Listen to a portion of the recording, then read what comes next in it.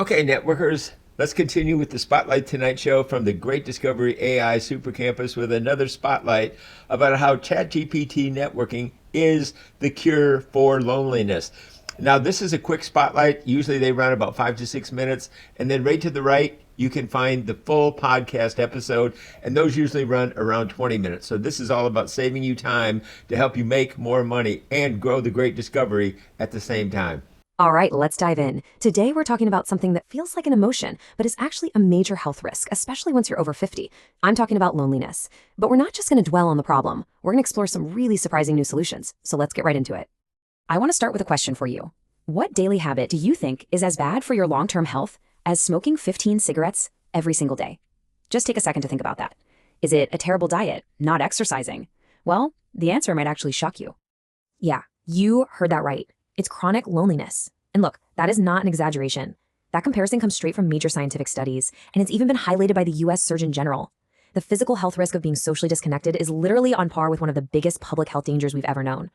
So this really forces us to reframe how we think about loneliness. This isn't some kind of personal failing or something to be ashamed of. It is a verifiable public health crisis, and it has measurable risks that we have to start taking seriously. Now, it's really important to understand a key distinction researchers make. On one hand, you have social isolation. That's the objective fact. You just don't have a lot of social contact. It's something you can measure.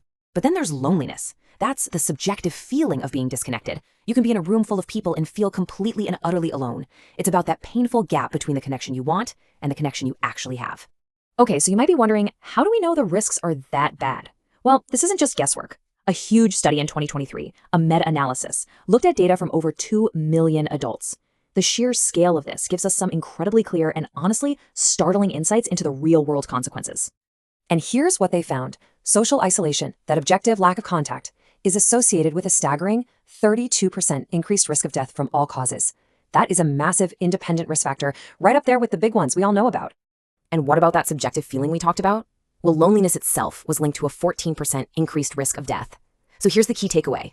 It doesn't matter if it's the objective reality of being alone or the internal feeling of being disconnected. Both are serious, tangible threats to our health. Which, brings up a massive question. How? How can a feeling have such a huge physical impact on our bodies? Well, the answer is pretty fascinating, and it lies deep in our basic biology, in our ancient threat detection systems. See, from an evolutionary perspective, being alone meant you were vulnerable to predators. It was dangerous. So when your brain perceives you're isolated, it sounds the alarm. It triggers that classic fight-or-flight response, flooding your system with stress hormones like cortisol. Now, if this only happens once in a while, it's fine. But when loneliness is chronic, your body never gets the all-clear signal. It's stuck in high alert mode, which leads to chronic inflammation, a weaker immune system, and it literally accelerates the aging process. Okay, so let's zoom in a bit. Why is this issue particularly tough for people over 50? Well, it turns out this stage of life often comes with what you could call a double whammy of social changes that can make us way more vulnerable.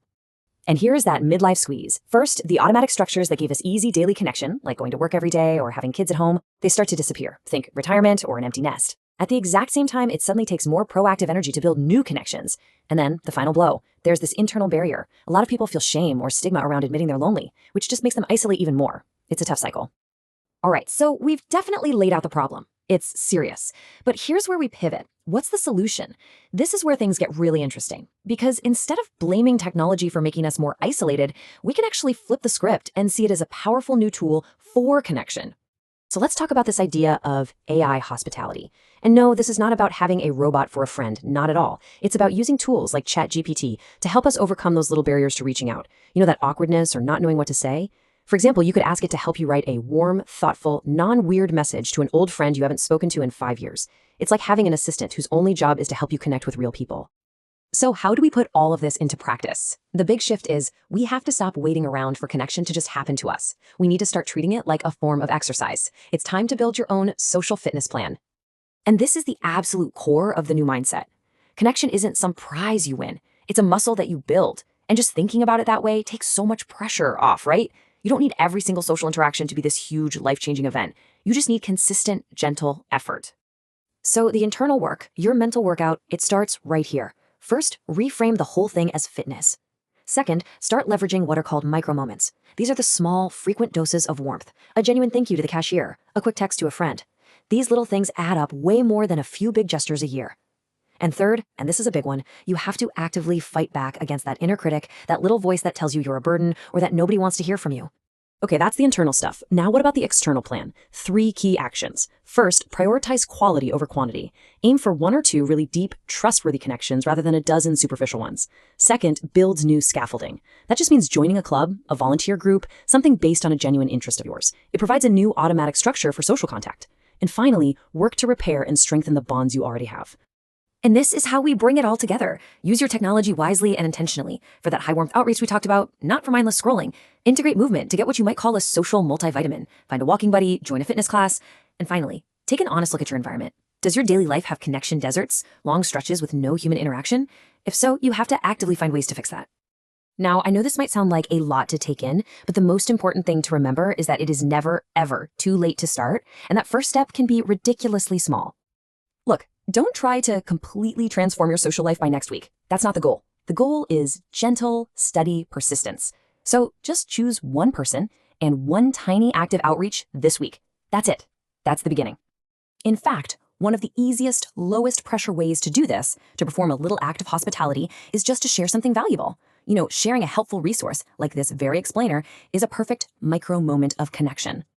And here's why that works so well. It's an icebreaker that immediately gets past all the boring small talk.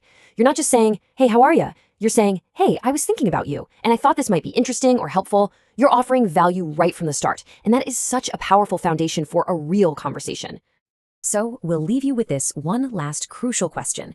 This isn't about theory anymore. It's about action.